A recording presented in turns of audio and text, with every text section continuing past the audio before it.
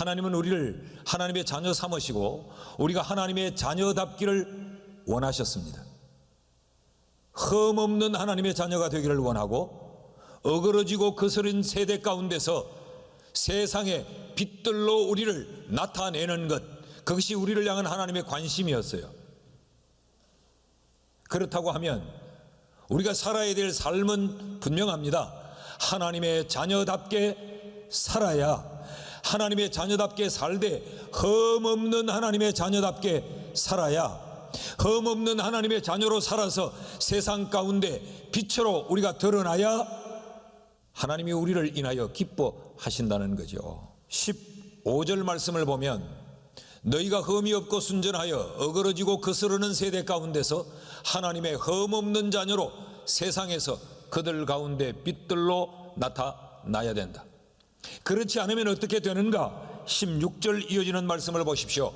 생명의 말씀을 밝혀 나의 다름질이 헛되지 아니하고 수고도 헛되지 아니하므로 그리스도의 날에 내가 자랑할 것이 있게 하려 함이라.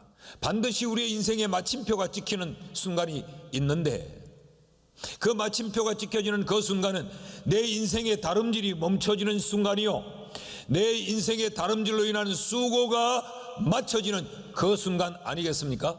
그때에 자랑할 것이 없는 인생이 되고 만다는 것이죠. 하나님의 자녀다운 삶을 살지 아니하면 그 인생은 자랑할 것이 없는 인생이요, 인생의 다름질이 헛것이요, 수고가 다 헛되고 만다라는 것입니다. 어떻게 해야 우리가 하나님의 자녀다운 삶을 살 수 있을까? 그 첫 번째 가르침이 뭔가? 그리스도 중심으로 삶을 사는 사람이 하나님의 자녀다운 삶을 살 수 있다라고 말해요. 당연한 말씀 아닙니까? 여러분, 그리스도인은 어떤 사람입니까? 그리스도인은 그리스도의 사람이죠.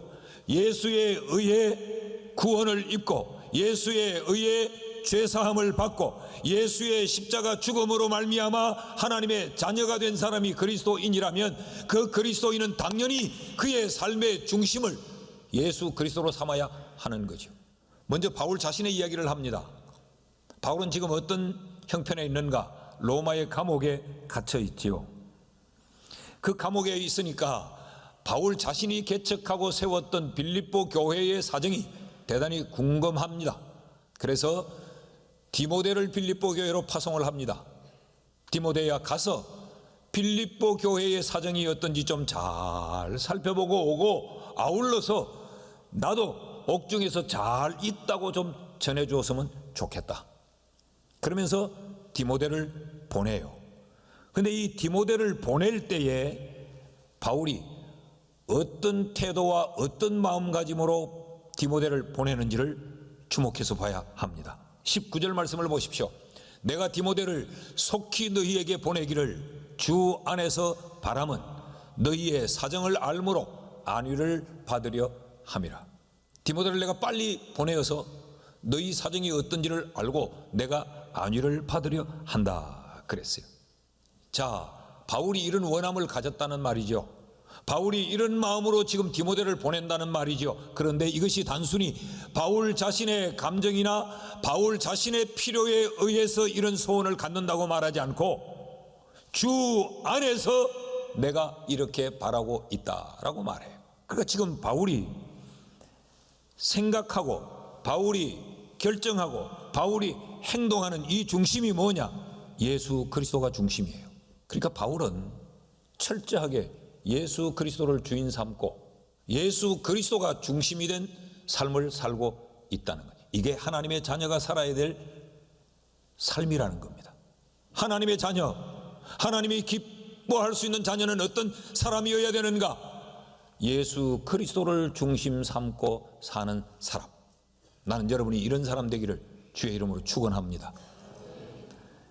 자, 디모데를 보낼 때만 그래 했느냐? 아니에요. 지금 바울 곁에는 누가 있느냐? 에바브로디도라는 사람이 있습니다. 에바브로디도. 이 에바브로디도가 바울의 옥바라지를 했던 거죠. 그러다가 에바브로디도가 병이 났습니다. 그래서 병이 나서 에바브로디도를 빌립보 교회로 돌려보냅니다. 그러면서 빌립보 교회 성도들에게 에바브로디도에 대하여 한 가지 당부를 하는데 29절입니다. 이러므로 너희가 주 안에서 모든 기쁨으로 그를 영접하고 또 이와 같은 자들을 존귀히 여기라. 에바브로디도가 참 고생 많이 했다. 그러다가 에바브로디도가 병났다. 그래서 내가 너희들에게 돌려보내는데 그 에바브로디도를 맞이할 때 어떻게 너희가 에바브로디도를 맞이하라 라고 말하는 거 하면 주 안에서 기쁨으로 그를 영접하라 그랬어요. 무슨 이야기예요? 감정이 중심이 되지 말라는 거예요. 감정이. 지식이 중심이 되지 말고 인간관계가 중심이 되지 말고 예수 그리스도가 중심이 되어야 된다. 이것이 지금 바울이 우리에게 보여주는 모습이에요. 여러분, 당시 바울이 로마의 옥중에서 투옥 생활을 할 때 이 당시 로마의 황제는 네로 황제였을 것으로도 추측을 해요. 아주 악하기 거지없는, 그러면서 기독교인들에 대하여 굉장히 적대감을 가지고 있는, 그 당시에 역사의 중심이 누구냐? 이 황제였어요. 환경과 상황에 따라서 그 황제가 중심이 된 삶을 살지 않고 그것과는 전혀 상관없이 바울의 이 중심엔 예수 그리스도가 있었어요. 난 주 안에서 이런 바람을 가지고 있다. 나는 주 안에서 이런 확신을 하고 있다. 너희도 주 안에서 에바브로디도를 기쁨으로 영접하라. 그러니까 무슨 이야기예요? 나는 황제가 내 삶의 중심이 아니고, 내가 처하여 있는 이 상황이 내 삶의 중심이 아니고 예수 그리스도가 내 삶의 중심이라는 거죠. 여러분, 우리의 삶은 어떨까요? 지난 한 주간 살아왔던 우리의 삶은 어떻고 지금 이 순간에 예배하고 있는 우리의 마음의 상태가 어떨까요? 우리의 생각이, 우리의 감정이 그리스도가 중심일까요? 아니면 내 자신이 중심일까요? 하나님의 자녀는 하나님이 나를 보면서 기뻐할 수 있는 그런 하나님의 자녀는 예수 그리스도가 중심인 사람이어야 한다는 거예요. 나는 오늘 3부 예배를 드리는 우리 성도들 모두의 중심이 예수 그리스도이기를 주의 이름으로 축원합니다. 이게 하나님의 자녀의 아름다운 모습이다. 둘째로, 하나님의 자녀는 어떤 삶을 사는 사람이어야 되는가?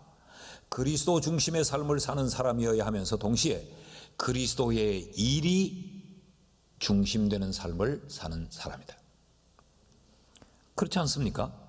내가 그리스도인이라고 하면 그리스도의 일이 내 중심이어야 하지 않습니까? 내가 목사라고 하면 목회가 내 삶의 중심이어야 하지 않습니까? 한 가정의 아내여 주부라면 그 가정이 그 삶의 중심이어야 하지 않습니까? 그리스도인이라면 그리스도의 일이 중심이어야 돼요. 바울은 자신의 이야기를 하다가 이제 그와 동력한 동력자들에 관한 이야기로 옮겨갑니다. 먼저 19절에서 20절 말씀을 보십시오. 내가 디모데를 속히 너희에게 보내기를 주 안에서 바람은 너희의 사정을 알므로 안위를 받으려 함이니 이는 뜻을 같이 하여 너희 사정을 진실히 생각할 자가 이밖에 내게 없습니다. 그러니까 지금 바울이 빌립보 교회의 성도들의 사정을 좀 알고 싶어서 또 빌립보 교회에 관심을 가지고 있는 사람이 바울 곁에 디모데밖에 없더라는 거예요. 사람이 디모데밖에 없었을까요? 바울 주변에 우리가 사도행전 27장을 공부할 때 그랬잖아요. 예? 벌써 많은 성도들이 바울이 고는 곳마다 바울을 영접하고 환영했던 성도들이 얼마나 많았어요. 그럼에도 불구하고 바울과 뜻을 같이 하여 예수 그리스도의 일에 집중할 사람이 디모데밖에 없더라. 왜 그랬을까요? 많은 성도들이 있었을 텐데 왜 그랬을까? 21절 말씀을 보면 그들이 다 자기 일을 구하고 그리스도 예수의 일을 구하지 아니하더라 그랬어요. 여러분, 그러니까 우리 모두에게는 예수의 일이 있고 나의 일이 있습니다. 그리스도인이 아닐 때는 자기의 일밖에 없었는데 그리스도인이 되니까 나의 일이 있는 거예요. 싱글로 혼자 있을 때는 나밖에 없는데 결혼을 하고 나니까 남편의 일이 있고 자녀를 낳으니까 자녀의 일이 생겨나는 것처럼 그리스도인이 되고 나면 그리스도의 일이 있습니다. 디모데는 어떤 사람이었는가? 자기의 일도 감당할 뿐만 아니라 예수의 일을 우선하는 사람이었어요. 22절 말씀을 보면 디모데의 연단을 너희가 아나니 자식이 아버지에게 함같이 나와 함께 복음을 위하여 수고하였느니라. 디모데가 바울에 의해 복음을 듣고 그리스도인이 되어요. 그러면서 이 디모데는 늘 바울의 사역에 동력합니다. 근데 그 일을 자식이 아버지에게 하는 것처럼 그렇게 했다는 거죠. 근데 그것이 바울에게 충성한 것이 아니고 그 일이 결과적으로는 복음을 위하여 수고한 일이 되더라는 거죠. 디모데는 이런 삶을 살았다는 거예요. 에바브로디도는 그럼 어땠을까? 에바브로디도는 30절 말씀을 보면요, 그가 그리스도의 일을 위하여 죽기에 이르러도 자기 목숨을 돌보지 아니한 것은, 그러니까 자기 목숨을 돌보는 건 자기 일이죠. 그런데 그리스도의 일을 위하여 죽기에 이르러도 자기 목숨을 돌보지 아니한 것은 나를 섬기는 너희의 일에 부족함을 채우려 함이라. 무슨 이야기예요? 그리스도의 일, 예수의 일을 에바브로디도는 가치롭게 여겼다는 거죠. 이 일이 에바브로디도의 삶의 중심이었다라는 이야기입니다. 이게 그리스도인이어야 한다라는 것입니다. 여러분, 우리의 삶을 우리가 세상에서 막 정신없이 떠밀려 살기 때문에 내가 누군지 정체성을 까맣게 잊고 살 때도 있어요. 또 세상에서 일주일을 살면서 엿새를 세상일로 살다 보니까 이 주일이라고 하는 이 하루가 엿새와 어떻게 구분되어지는 날이며 이 날을 어떻게 지켜야 되는지도 우리가 생각 없이 엿새를 살던 삶의 연장선상으로 그냥 살 수 있어요. 단지 엿새 동안에는 내 직장 출근하고 일하다가 이 하루 주일날은 그저 교회에 잠깐 출근했다 가는 일 정도로, 그러니까 우리가 생각 없이 이런 삶을 살 수 있어요. 이런 우리에게 하나님의 자녀로 구원을 이루는 그리스도인이 되기 위해서는 그리스도의 일이 중심인 삶을 살아야 된다라고 바울이 우리를 지금 흔들어 일깨우고 있습니다. 그리스도의 일이 중심인 삶을 살려면 그리스도의 일이 얼마나 가치로운가를 알아야 그리스도의 일이 중심된 삶을 살 수 있어요. 우리가 바쁘다 하면서도 하는 일이 있고 그 바쁨 때문에 못하는 일이 있어요. 대개 내가 가치 있다고 생각하는 일들은 바빠도 합니다. 그 우선순위에서 밀려나는 것은, 바빠서 시간이 없어서 밀려나는 것은 내 삶에서 덜 가치로운 것들이 밀려나요. 내 일과 예수의 일 가운데 예수의 일을 가치로운 일로, 이 가치 설정이 우리에게 분명히 필요합니다. 그래서 마태복음 6장 20절에는 이렇게 이야기합니다. 오직 너희를 위하여 보물을 하늘에 쌓아두라.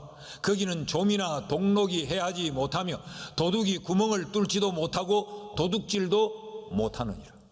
여기는 뚫힐 수 있는 곳이요, 여기는 빼앗길 수 있는 곳이고, 여기는 유한한 곳이지만 저기는 뚫히지 않는 곳이요, 빼앗기지 않는 것이요 영원한 것인 줄 알면 내 보물을 여기에 쌓으려고 하지 않고 저기에 쌓으려고 할 것이다. 그러니까 가치와의 싸움이에요, 우리 인생은. 근데 그리스도인은 무엇이 가장 가치로워야 되느냐? 그리스도의 일이 가장 가치로워야 한다는 것이죠. 사랑하는 여러분, 우리가 살면서 우리의 일과 예수의 일이 있을 수 있어요. 근데 결과적으로는 나의 일도 예수의 일과 연결이 되어져야 그것이 그리스도인입니다. 내가 오늘 왜 이 일을 하느냐? 내가 왜 오늘 여기 열심을 내느냐? 내가 오늘 왜 이 지위에 앉아 있느냐? 내가 오늘 왜 이 사업을 경영해야 되느냐? 내가 왜 이렇게 더 많은 물질을 모아야 되느냐? 내가 왜 더 높은 자리로 올라가려고 이렇게 몸부림을 치느냐? 그것이 다 그리스도와 연결되어져야 된다는 거예요. 그래서 성경은 뭐라고 말합니까? 너희가 먹든지 너희가 마시든지 너희가 무엇을 하든지 다 하나님의 영광을 위하여 하라 그랬어요. 결과는 다 그리스도와 연결이 되어져야 한다는 거예요. 여러분, 우리가 오늘날 살아가는 모든 우리의 인생의 다름질이 예수 그리스도의 일로 연결이 되어질 수 있기를 주의 이름으로 축복합니다. 그래야 그 사람이 그리스도인이에요. 그래야 하나님을 기쁘시게 하는 하나님의 자녀가 될 수 있습니다. 셋째로, 하나님의 자녀는 어떤 삶을 살아야 하나님이 기뻐하는 사람이 될 수 있을까? 그리스도가 중심인 사람, 그리스도의 일이 중심인 사람, 한 걸음 더 나아가서 그리스도의 몸을 중심으로 삼고 사는 사람, 그리스도의 몸이 중심인 사람이에요. 그리스도의 몸이 뭐예요? 그리스도의 몸이 교회죠. 제가 지금 교회라고 하는 것은 이 건물 껍데기를 말하는 것이 아니고 우리를 말합니다. 고린도전서 12장 27절 말씀을 보면 너희는 그리스도의 몸이요 지체의 각 부분이라. 우리가 그리스도의 몸을 이루고 있습니다. 머리는 누구예요? 예수 그리스도예요. 그 예수 그리스도를 머리로 하고 우리가 그리스도의 몸을 이루고 있는데, 누구는 엄지손가락, 누구는 새끼손가락, 누구는 왼팔, 누구는 오른팔, 우리 모두가 이렇게 지체란 말이에요. 그렇다면 우리의 삶은 어찌해야 될까요? 그리스도의 몸을 중심으로 하여서 사는 삶이어야 당연하죠. 고린도전서 12장 26절 말씀에 보면 만일 한 지체가 고통을 받으면 모든 지체가 함께 고통을 받고, 한 지체가 영광을 얻으면 모든 지체가 즐거워하느니라. 왜 그래요? 한 몸이기 때문에 그렇습니다. 여러분, 우리가 교회를 볼 때도 부족함도 있고 허물도 있고 못마땅함도 있고, 그래도 지체이기 때문에 우리는 덮고 이해하고 용서하고 우리가 살아가는 건 아닙니까? 자, 바울을 보십시오. 바울이 지금 감옥에 있다 그랬죠. 감옥에 있는데 바울의 관심이 어디에 있느냐? 감옥 생활하는 자기 자신에게 있지 않고 바울은 빌립보 교회가 바울의 관심이었어요. 그리스도의 몸이 바울의 중심이었다는 거예요. 19절 말씀을 다시 읽으면 내가 디모데를 속히 너희에게 보내기를 주 안에서 바라는데 그것은 너희의 사정을 알므로 안위를 받으려 함이라. 지금 감옥에 있는데 빌립보 교회 성도들의 사정이 바울은 참 궁금한 거예요. 디모데는 어떤 사람이었을까요? 20절 말씀을 다시 보면요, 이는 뜻을 같이하여 너희 사정을 진실이 생각할 자가 이밖에 내게 없습니다. 그러니까 바울만 그런 게 아니고 디모데도 빌립보 교회 성도들을 진실이 생각했다는 말이죠. 여기 진실이 생각하다라고 하는 말은 염려가 지나쳐 병이 될 정도로, 그러니까 이 디모데가 이 빌립보 교회를 얼마나 관심을 가졌는지 그 관심이 지금 병이 될 정도로 관심을 가졌다는 거예요. 에바브로디도는 어땠을까요? 26절 말씀을 보면요, 그가 너희 무리를 간절히 사모하고, 그러니까 지금 에바브로디도는 너희 무리를, 빌립보 교회를 간이 저릴 정도로 사모하고 자기가 병든 것을 너희가 들은 줄 알고 심히 근심했다. 그러면 그들이 얼마나 걱정할까? 내가 병든 줄 알면 그들이 얼마나 염려할까? 그것이 근심이 됐다는 거예요. 그러니까 에바브로디도도 그 삶의 중심이 그리스도의 몸인 교회였어요. 여러분, 아름답지 않습니까? 이런 그리스도인이 존경스럽지 않습니까? 지금 바울은 자신과 디모데와 에바브로디도의 삶을 소개하면서 하나님의 자녀는 이런 삶을 살아야 된다라고 지금 보여주고 있습니다. 자, 이때 바울이 어떤 태도를 취하느냐, 28절에 보면요, 그러므로 내가 더욱 급히 에바브로디도를 보낸 것은 너희로 그를 에바브로디도를 다시 보고 기뻐하게 하며 내 근심도 덜려 함이라. 이런 상황을 알고 바울이 급하게 에바브로디도를 돌려보냅니다. 빌립보 교회로. 그래서 그들이 에바브로디도가 병들었다는 것 때문에 근심하다가 돌아온 에바브로디도를 보고 그들이 기뻐하더라고. 그러면서 나도 근심을 덜려 한다 그랬어요. 그러니까 바울도 지금 똑같은 근심을 하고 있는 거죠. 에바브로디도가 병들었다는 소식을 듣고 빌립보 교회 성도들이 저를 걱정을 하고 있다는데 이게 바울에도 근심이었어요. 그러니까 빨리 가라, 빨리 가라. 그러니까 바울에게도 교회가 중심, 디모데에게도 그리스도의 몸이 중심, 에바브로디도에도 공동체가 중심이었어요. 이게 하나님의 자녀라는 겁니다. 왜 그럴까? 여러분, 우리가 다 연약하기 때문에 그렇습니다. 나 혼자서는 아무것도 못해요. 머리가 있기에 이 손이 움직일 수 있는 것이고 연결된 신경과 근육이 있기 때문에 이게 활동을 할 수 있는 거지, 몸에서 떨어져 버리면 아무것도 못해요. 아무것도 못해. 바울이 어떤 사람입니까? 바울이요, 바울이 빌립보서 1장 20절 21절 말씀을 보면 바울이 이렇게 고백해요. 나의 간절한 기대와 소망을 따라 아무 일에든지 부끄러워하지 아니하고 지금도 전과 같이 온전히 담대하여서 살든지 죽든지 내 몸에서 그리스도가 존귀히 되려 함이라. 이는 내게 사는 것이 그리스도니 죽는 것도 유익함이라. 그러니까 바울이 이런 사람이에요. 나는 살고 죽는 것에 연연하지 않는다. 나는 죽는 걸 겁내지 않는다. 이야, 엄청난 이 사도 바울이 오늘 본문 19절에 와서는 뭐라고 이야기합니까? 내가 디모데를 속히 보내어서 빌립보 교회의 사정을 내가 알므로 안위를 받으려 함이라. 그래서 여기 안위를 받다 하는 이 안위라고 하는 이 단어의 뜻은 뭐냐? 옵시케오라고 하는 헬라어인데 이것은 용기를 얻다, 안심하다, 힘을 얻고 기력을 차리다, 그런 말이에요. 죽음도 겁내지 않던 바울이 빌립보 교회의 성도들의 사정을 알고 자기 사정을 전해주므로 그것으로 용기를 얻고 힘을 내려고 했던, 교회에 기대고 있는 이 바울을 보십시오.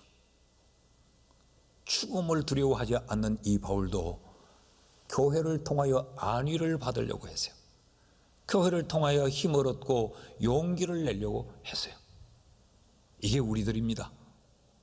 우리들입니다. 에바브로디도도 그렇게 헌신하는데 병들어 죽게 된 사람.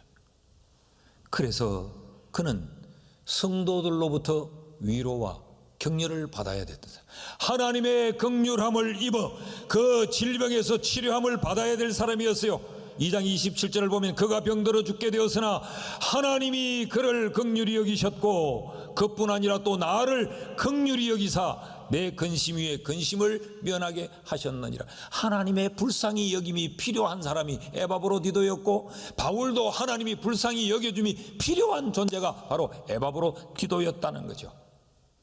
그러니까 우리가 이렇게 연약한 자들이기 때문에 여러분, 우리는 그리스도의 몸인 교회를 중심으로 우리의 삶을 살아야 하는 자입니다. 여기서 위로받고 여기서 용서받고 여기서 또 새로운 결단을 얻고, 혼자 있으면 기도가 안 되는데 여기 오니까 억지로라도 한마디라도 기도하게 되고, 혼자 있으면 찬송 한 곡도 부르지 않는데 성가대 하니까 찬송을 부르게 되고, 이것이 그리스도의 몸이 주는 유익이에요. 여러분, 우리 모두가 내가 하나님의 자녀로서 어떻게 살고 있는지를 다시 한번 돌아보십시오. 내가 그리스도 중심의 사람인가? 내가 그리스도의 일이 중심인 사람인가? 그리스도의 몸이 내 삶의 중심이 맞는가? 아니면 돈이 주인이고 내 자존심이 주인이고 내 기분과 감정이 나를 지배하고 나는 내 기분의 종이 되어서 감정이 춤을 추고 나는 누구인가? 다시 한번 우리를 살펴서 하나님의 자녀로 반드시 세우고 반드시 하나님의 자녀로 세우는 우리가 될 수 있기를 주의 이름으로 축복합니다.